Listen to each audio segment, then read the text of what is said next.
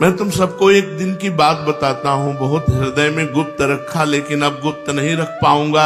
आज मैं तुम लोगों से कहता हूँ, सावधान होकर सुनो। प्रभु के ऐसा कहने पर सभी भक्त जितने कीर्तन में थे शांत हो गए, सन्नाटा छा गया और बड़ी उत्सुकता कि प्रभु क्या कहेंगे। चैतन्य महाप्रभु के मुख चंद्र की ओर सब भक्त टकटकी लगाए हुए देख रहे। प्रभु ने बड़े गंभीर स्वर के साथ कहना आरंभ किया, आप लोग तो अपने परमात्मी हैं, आपके सामने गोप्य ही क्या हो सकता है, इसलिए सबके सामने प्रकट न करने योग्य इस बात को मैं आपके समक्ष बताता हूँ। जब मैं गया जी से लौट रहा था तब नाट्यशाला ग्राम में एक श्याम वर्ण का परम सुंदर बालक मेरे समीप आया।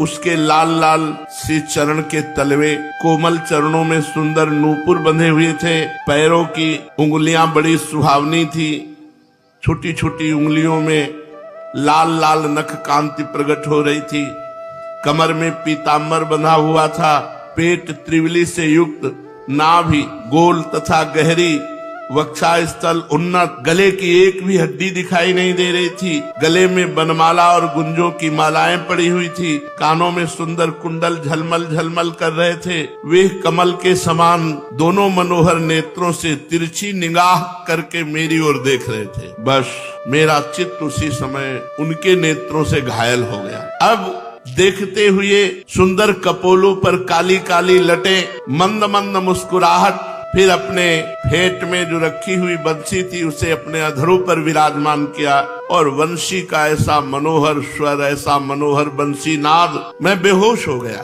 थोड़ी देर बाद चेतना जागृत हुई तो फिर वो बालक नहीं दिखाई दिया। इतना कहते कहते महाप्रभु हा कृष्ण और बेहोश हो गए। उनकी आंखों से अश्रुधारा बहने लगी, शरीर के संपूर्ण रोम बिल्कुल खड़े हो गए और मूर्छित दशा में महाप्रभु एक श्लोक गायन किया, अमूल्य धन्यानि दिनांतराणि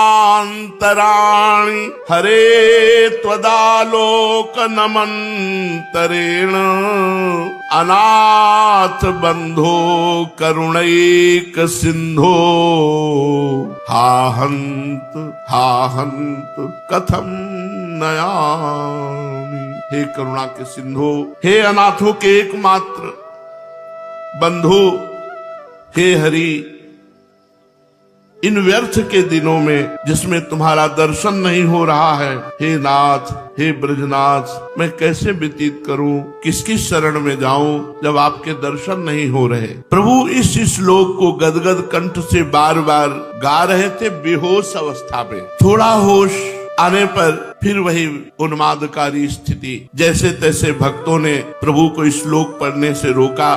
थोड़ी देर में प्रभु स्वस्थ हुए। इस प्रकार उनकी ऐसी दशा देखकर सभी उपस्थित भक्त अश्रु विमोचन करने लगे। पूरी रात्रि नाम संकीर्तन और सत्संग में व्यतीत होने लगी। धन्य है श्रीवास जी का घर, जो महाप्रभु चैतन्य देव की प्रथम नाम संकीर्तन की जो नियमित दिनचर्या में संकीर्तन बना। पूरी रात्रि कीर्तन, पूरी रात में कीर्तन सत्संग। श्रीवास पंडित का घर नित्य ही कीर्तन उत्सव आनंद मंगल। रात्रि में जहाँ शाम होती मुख्य भक्त एकत्रित हो जाते, घर के किवाड़ भीतर से बंद कर दिए जाते और फिर कीर्तन आरंभ होता।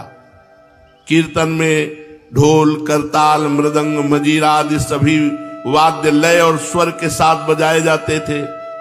प्रभु सभी भक्तों के बीच में खड़े होकर हरि बोल और फिर कीर्तन शुरू। अब महाप्रभु का नृत्य बहुत ही मधुर होने लगा। सभी भक्त आनंद के आवेश में आकर अपने आप को भूल जाते और प्रभु के साथ नृत्य करने लगते। प्रभु के शरीर में स्तंभ, स्वेद, रोमांच, स्वरभंग, कंप, वैवर्ण, प्रलय आदि सभी सात्विक भावों का उदय होता। भक्त इनके अद्भुत भावों को देखकर मुग्ध हो जाते और भावावेश में आकर खूब जोरों से संकीर्तन करने लगते। सभी भक्त सहृदय थे। सभी का चित्त प्रभु से मिलने के लिए सदा छटपटाता रहता था। किसी के भी मन में मान सम्मान अथवा दिखावे पने का भाव नहीं था। सभी के हृदय शुद्ध थे। ऐसी दशा में फिर संकीर्तन में क्या आनंद उत्पन्न होगा, जहाँ महाप्रभु हो, ऐसे शुद्ध हृदय के भक्त हो। वे सभी स्वयं आनंद स्वरूप ही थे। भक्त परस्पर में एक दूसरे की चरण वंदना करते। कोई प्रेम में विह्वल होकर महाप्रभु के चरणों को ही पकड़ लेता। बहुत से परस्पर ही पैर पकड़ करके रुदन करते। इस प्रकार पूरी रात्रि आनंद आनंद कोलाहल में श्रीवास के घर में व्यतीत होती। अब आसपास के जो लोग थे, जो भक्त हृदय थे, वो तरसते कि अगर ये कीर्तन खुले में हो तो हम सब आनंद ले पावे, लेकिन दरवाजा बंद करके होता। बड़े भक्तों की लालसाएं प्रकट हुई, तड़पड़ाने लगे हृदय। जब हरि बोल उनके आंगन में होता तो आसपास जो भक्त जन नहीं पहुंच पाते, उनके हृदय में बड़ी तड़पन होती। गदाधर इनके परम अंतरंग थे, ये सदा प्रभु की ही सेवा में बने रहते थे। एक दिन ये भोजन के अनंतर मुख शुद्धि के निमित्त प्रभु को पान दे रहे थे। प्रभु ने प्रेमावेश में आकर अधीर बालक की भांति पूछा, गदाधर भैया तुम ही बताओ, मेरे कृष्ण मुझे छोड़कर कहाँ चले गए? भैया मैं उनके बिना जीवित नहीं रह सकता, तुम सच सच मुझे उनका पता बता दो। वे जहाँ भी होंगे मैं वहीं जाकर उनकी खोज करूंगा और उनसे लिपट कर खूब पेट भर के रोऊंगा। तुम बता भर दो कि वे गए कहाँ हैं। गदाधर ने बात टालने के लिए कह दिया, आप तो वैसे ही व्यर्थ में अधीर हुआ करते हैं।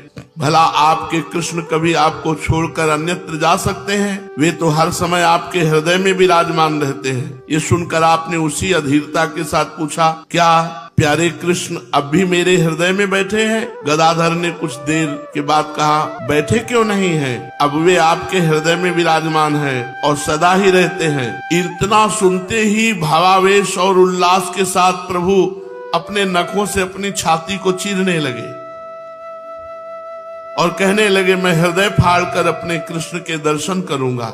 वे मेरे पास ही छिपे बैठे हैं और मुझे दर्शन तक नहीं देते, इस हृदय को चीर डालूंगा। गदाधर जी तत्काल लिपट गए और महाप्रभु के हाथों को पकड़ के रोका और विनय की, प्रभु प्रभु आप ऐसा मत करें। बहुत देर तक महाप्रभु भावावेश में रहे, फिर भाव शांत हुआ। एक दिन रात्रि में प्रभु सैया पर शयन कर रहे थे। गदाधर उनकी चरण सेवा में संलग्न थे। चरण सेवा करते करते गदाधर ने अपना मस्तक प्रभु के चरणों में रखकर गदगद कंठ से प्रार्थना की, प्रभु इस अधम को किस पापों के परिणाम स्वरूप श्री कृष्ण प्रेम की प्राप्ति नहीं हो रही है? आप तो दीन वत्सल हैं, मुझे साधन का बल नहीं, शुभ कर्म भी मैं नहीं कर सकता, तीर्थ यात्रा आदि पुण्य कार्यों से भी मैं वंचित हूँ। मुझे तो एकमात्र आपके श्री चरणों का ही सहारा है। मेरे ऊपर कब कृपा होगी? प्रभु कब तक मैं इसी प्रकार प्रेम विहीन शुष्क जीवन बिताता रहूंगा? उनकी इस प्रकार कातर वाणी सुनकर प्रभु प्रसन्न हुए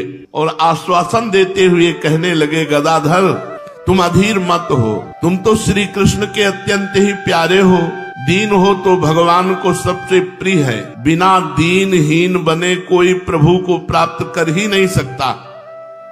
जिन्हें अपने शुभ कर्मों का अभिमान है या उग्र साधनों का भरोसा है, वे प्रभु की महती कृपा के अधिकारी कभी हो ही नहीं सकते। प्रभु तो अकिंचन प्रिय है, निष्किंचन बनने पर ही उनकी कृपा की उपलब्धि हो सकती है। तुम्हारे भाव पूरे निष्किंचन भक्त कैसे हैं? जब तुम सच्चे हृदय से निष्किंचन बन गए तब फिर तुम्हें श्री कृष्ण प्रेम की प्राप्ति में देर न होगी। कल गंगा स्नान के बाद तुम्हें प्रभु की पूर्ण कृपा का अनुभव होने लगेगा। प्रभु की ऐसी बात सुनकर गदाधर की प्रसन्नता का पारावार नहीं रहा। वे रात्रि भर प्रेम में मगन होकर आनंद अश्रु बहाते रहे। वे एक एक घड़ी को गिनते रहे कि कब प्रातः काल हो और कब मुझे प्रेम प्राप्त हो। प्रतीक्षा में उनकी दशा पागलों की सी हो गई। वे कभी तो उठकर बैठ जाते, कभी खड़े होकर नृत्य करने लगते, कभी फिर लेट जाते, कभी आप ही जोर जोर से हंसने लगते। प्रभु उनकी दशा देखकर बड़े ही प्रसन्न हुए। प्रातः काल गंगा स्नान करते हुए आनंद में विभोर होकर नृत्य करने लगे। वे प्रेमासों को पीकर उन्मत्त से प्रतीत होते थे, मानो उन्हें उस मधुमय मनोज्ञ मदिरा का पूर्ण रूप से नशा चढ़ गया हो। उन्होंने प्रेम रस में निमग्न हुए अलसाने से नेत्रों से प्रभु की ओर देखकर उनके पाद पद्मों में प्रणाम किया और कृतज्ञता प्रकट करते हुए कहने लगे। गदाधर ने कहा, प्रभु आपने इस अधम पापी को भी प्रेम प्रदान करके अपने पतित पावन पुण्य नाम का यथार्थ परिचय करा दिया। आपकी कृपा जीवों पर सदा अहेतुकी ही होती है। मुझ साधनहीन को भी दुस्साध्य प्रेम की परिधि तक पहुंचा दिया। आपको सब सामर्थ्य है, आप सब कुछ कर सकते हैं। प्रभु ने उनकी ऐसी दशा देखकर अधीरता के साथ कहा, गदाधर कृपालु श्री कृष्ण ने तुम्हारे ऊपर कृपा कर दी, अब तुम उनसे मेरे लिए प्रार्थना करो। गदाधर ने अत्यंत ही दीनता के साथ कहा, प्रभु मैं तो आपको ही इसका कारण समझता हूँ, इस प्रेम की आपकी ही दया का फल समझता हूँ। जो हमारे अंदर प्रेम वृत्ति आई ये आपकी दया से आई है, आपसे भिन्न कोई दूसरे कृष्ण है इसका मुझे पता नहीं। ये कहते कहते गदाधर प्रेम में विह्वल होकर रुदन करने लगे। वहीं शुक्लांबर ब्रह्मचारी ने भी गदाधर की ऐसी दशा देखी, उनके अंतःकरण में भी प्रेम प्राप्ति की उत्कट इच्छा उत्पन्न हो गई। वे भी गदाधर की भांति अपने आप को भूलकर प्रेम में उन्मत्त होना चाहते थे। उनका हृदय भी प्रेमाशव को पान करने के लिए अधीर हो उठा। दूसरे दिन वे भिक्षा करके आ रहे थे कि रास्ते में गंगा जी जाते हुए चैतन्य महाप्रभु मिल गए। प्रभु को देखते ही वयोवृद्ध ब्रह्मचारी उनके पैरों में लिपट गए। प्रभु ने संकोच प्रकट करते हुए कहा कि मैं आपके पुत्र के समान हूँ, आपने बाल्यकाल से ही पिता की भांति मेरा लालन पालन किया है और गोद में लेकर प्रेम पूर्वक खिलाया है। आप ये क्या अनर्थ कर रहे हैं, मेरे ऊपर पाप चढ़ा रहे हैं। प्रभु की इन बातों को सुनकर कातर भाव से वृद्ध ब्रह्मचारी जी ने कहा, प्रभु अब हमारी बहुत छलना न कीजिए, ये व्यर्थ जीवन बिता दिया, वृद्धावस्था आ गई, अब आप अपने चरणों से मुझे दूर न कीजिए। इस शरीर को भांति भांति के कष्ट पहुंचा करके काशी, कांची, अवंतिका आदि सभी पवित्र पुरियों और पुण्य तीर्थों की पैदल यात्रा की, घर घर से भिक्षा मांगी, अपनी जीविका चलाई, तो भी आज तक श्री कृष्ण प्रेम का अधिकारी नहीं बन सका। अब तो हमें श्री कृष्ण प्रेम का अधिकारी बना दो। अब हमें किसी प्रकार प्रभु प्रेम प्राप्त हो जाए, यही आपके पाद पद्मों में विनीत प्रार्थना है। नीलांबर ब्रह्मचारी की बातें सुनकर प्रभु कुछ भी नहीं बोले। वे ब्रह्मचारी की ओर देखकर मंद मंद भाव से खड़े मुस्कुरा रहे थे। ब्रह्मचारी जी प्रभु की मुस्कुराहट का अर्थ समझ गए। वे अधीर होकर अपने आप ही कह उठे, प्रभु हम तीर्थ यात्राओं का कथन करके ये अधिकार नहीं जना रहे कि हमने जीवन में ब्रह्मचर्य रहा, तीर्थ यात्रा की, पुरियों की यात्रा की, तो मैं अधिकारी हो गया हूँ। प्रभु हम तो अपनी स्थिति बता रहे कि ये सब करने पर भी हमें श्री कृष्ण प्रेम प्राप्त नहीं हुआ। दीन भाव से एकमात्र आपकी शरण होकर प्रेम की याचना कर रहा हूँ, हमें श्री कृष्ण प्रेम प्रदान कीजिए। भावावेश में प्रभु के मुख से स्वतः ही निकल पड़ा, जाओ दिया दिया।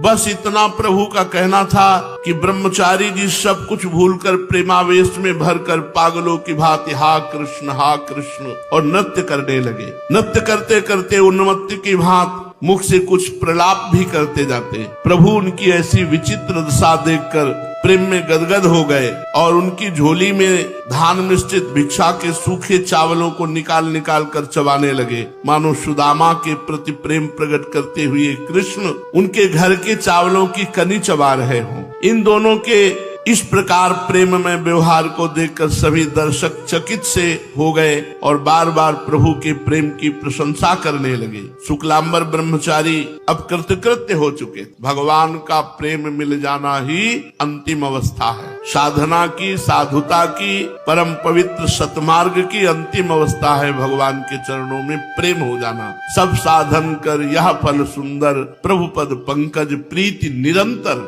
अंतर रहित भगवान के चरणों में प्रीति हो जाना ये समस्त साधनाओं का फल है। वो प्रेम विह्वल होकर विभोर होते हुए ब्रह्मचारी जी अपनी कुटिया में चले गए। इस प्रकार भक्तों के हृदय में प्रभु के प्रति अधिकाधिक सम्मान के भाव बढ़ने लगे। प्रभु भी भक्तों पर पहले से अत्यधिक प्रेम प्रदर्शित करने लगे। श्रीवास पंडित के घर संकीर्तन का आरंभ माघ मास में हुआ था, परंतु 2-3 महीने में ही इसकी चर्चा चारों ओर फैल गई। बहुत से दर्शनार्थी संकीर्तन को देखने की उत्सुकता से रात्रि में श्रीवास पंडित के घर आने लगे, किंतु संकीर्तन के समय घर का फाटक बंद कर दिया जाता था, इसलिए सभी भक्त अंदर नहीं जा सकते थे। बहुत से लोग तो निराश होकर द्वार पर ही बैठे रहते, कोई लौट पड़ता। संकीर्तन में खास भक्त ही भीतर जा सकते थे। उस समय संकीर्तन का यही नियम निर्धारित किया गया था। नियमों का बंधन सबको अखरता है, बिना नियम के प्रेम होता नहीं। पहले नियम से कीर्तन प्रारंभ हुआ। रात्रि में श्रीवास के घर दरवाजा बंद करके प्रधान भक्त, ये सबको अखरता है। सभी प्राणी नियमों के बंधनों का परित्याग करके स्वाधीन होना चाहते हैं। इसका कारण यही है कि परम स्वतंत्र परमात्मा का अंश है जीव, वो किसी बंधन में नहीं रहना चाहता। प्रेम में किसी प्रकार का नियम होता नहीं। प्राणी मात्र को प्रेम पीयूष की ही पिपासा है। सभी इसी परम प्रेम पयोनिधि के पान करने के लिए छटपटाते हैं, पर दिशा गलत है। कोई स्त्री का प्रेम, कोई पुत्र का प्रेम, कोई परिवार का, कोई गांव नगर का, कोई धन का, नाना प्रकार की ऐसी असत वृत्तियों में प्रेम खोज रहा है। यहाँ प्रेम है नहीं। प्रेम तो भगवान के नाम में, रूप में, लीला में, धाम में है। वो सभी प्रकार के बंधनों को छिन्न भिन्न करके प्रभु के समीप पहुंचना चाहता है। जो गुरु प्रदत्त नियम है उसका पालन करो और खूब नाम जप, नाम कीर्तन के द्वारा इस संसार के दोषों का नाश करके भगवत प्राप्ति करो। शेष चर्चा आगे। श्री राधा वल्लभ लाल।